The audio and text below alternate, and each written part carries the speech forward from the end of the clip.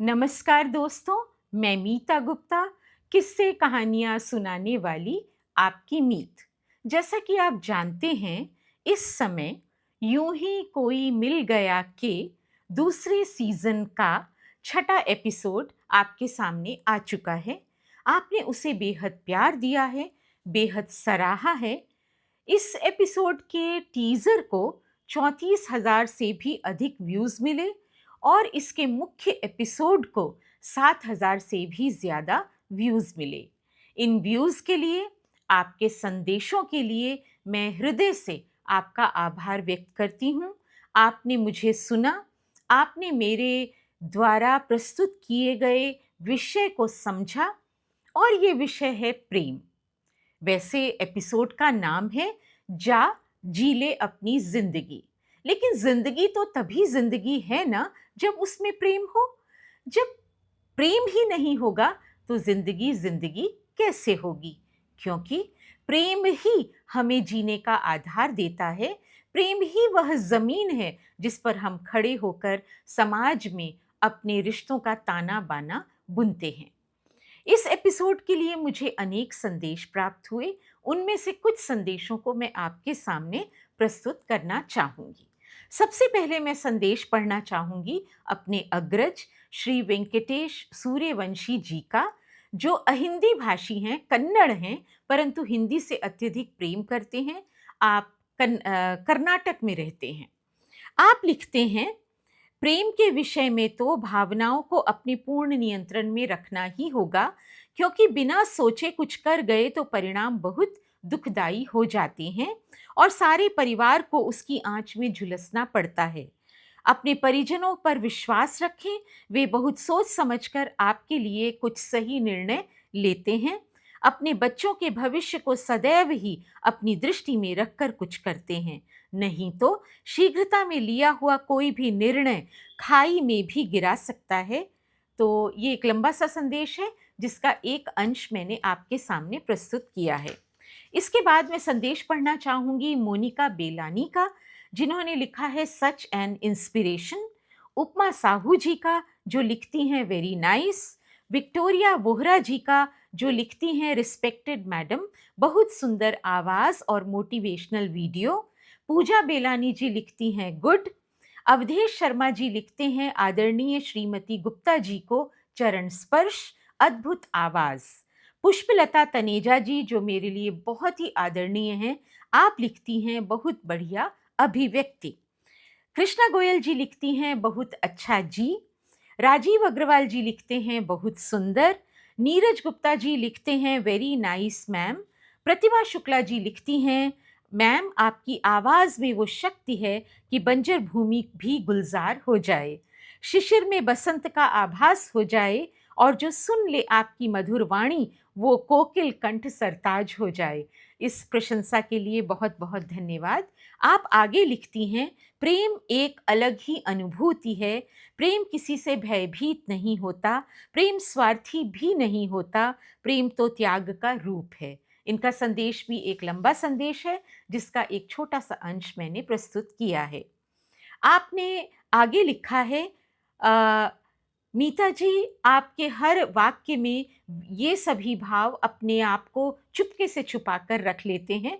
मैं आपके साहित्य लेखन को समझती हूँ। आपके विचार शब्दों की सीमाओं के मोहताज नहीं, इनके गूढ़ अर्थ हैं। अब मैं अगला संदेश पढ़ना चाहूंगी एकता वाजपेयी जी का, जो लिखती हैं, मीता जी, आपकी सबसे सुंदर बात, प्रेम एक सकारात्मक प्रबल संवेग है जो एक बार लक्षित हो तो जिंदगी के सभी लक्ष्य गौण हो जाते हैं। बहुत सुंदर बात आपने लिखी है और मैं आपका धन्यवाद देना चाहूंगी कि आपने इसे यहाँ कोट किया है। प्रेम के बारे में प्रतिमा जी फिर से लिखती हैं प्रेम जगत में सार और कुछ सार नहीं। यह सत्य है कि प्रेम एक आत्मिक अनुभूति है जिसका बाह्य जगत से कोई नाता नहीं। प्रेम में ही ईश्वर का निवास है। बिल्कुल सही कहा है आपने प्रतिमा जी। अब मैं यह भी बताना चाहूंगी कि अगला संदेश मेरे पति देव का है, जो लिखते हैं, और उनका यह जो लेखन है, उनका जो संदेश है, यह मेरे एपिसोड को आज के परिप्रेक्ष्य से जोड़ता है। आज जो सारे संसार में विषमताएँ और युद्ध की विभीषिका से लोग त्रस्त हैं, और बल्कि केवल जहाँ युद्ध हो रहा है, वे ही त्रस्त नहीं हैं, सारा संसार, विश्व के सारे देश त्रस्त हैं। तो उस बात को उन्होंने रेखांकित किया है।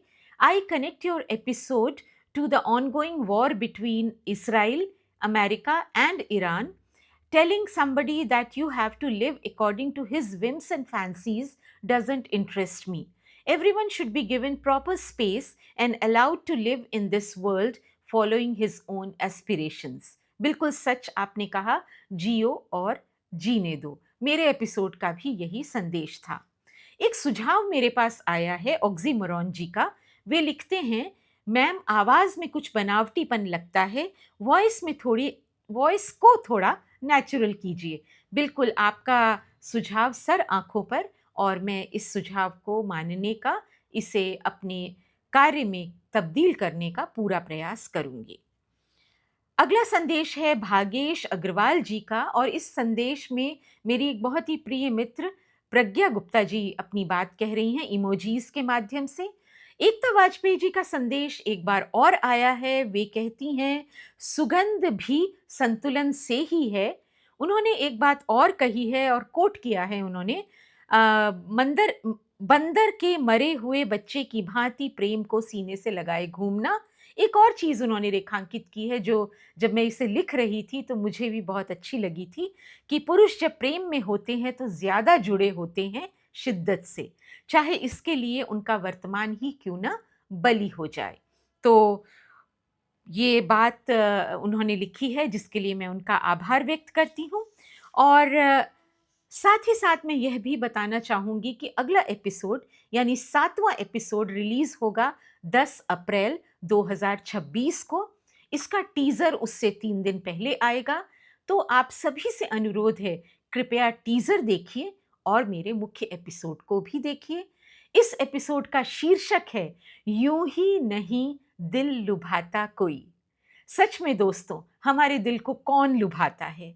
हमारे दिल को वो लुभाता है जो 100-100 चांदनियों की चमक, 100-100 चांदनियों की शीतलता और 100-100 चांदनियों का सुकून लेकर हमारी जिंदगी में आता है। हम उसे सहेजते हैं, हम उसे पसंद करते हैं और हम उससे मुहब्बत करते हैं। तो एपिसोड यूं ही नहीं दिल लुभाता कोई आपके सामने प्रस्तुत होगा 10 अप्रैल 2026 को। देखना ना भूलें, क्योंकि इसमें फिर से कोई ऐसी नई बात होगी जो प्रेम रसायन के इर्द गिर्द घूमती होगी और प्रेम रसायन की आत्मा से भरपूर होगी। तो मित्रों, दोस्तों, साथियों, अभी के लिए विदा लेती हूँ और आपसे मिलती हूँ फिर से अगले एपिसोड के टीज़र के साथ। तब तक के लिए शुक्रिया, नमस्कार, आभार, आपका वंदन, आपका अभिनंदन। मैं आपकी मीत, मीता गुप्ता। धन्यवाद।